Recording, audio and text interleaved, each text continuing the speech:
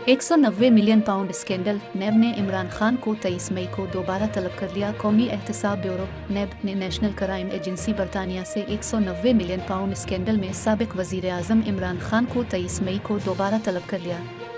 नेब ज़राए के मुताबिक इमरान खान को 23 मई को दिन 10 बजे नेब में तलब किया गया। उन्हें 18 मई को तलब किया गया था, लेकिन वो पेश नहीं हुए। नेब की टीम इमरान खान को नोटिस वसूल करवाने पहुंची, ताहम नेब की 2 रुकनी टीम इमरान खान के वकील की गैर मौजूदगी के बाइस नोटिस वसूल करवाए बगैर वापस रवाना हो गई। ज़मान पाक की सिक्योरिटी टीम ने नेब टीम को जवाब दिया कि नेब की टीम इमरान खान के वकील से राब्ता करे।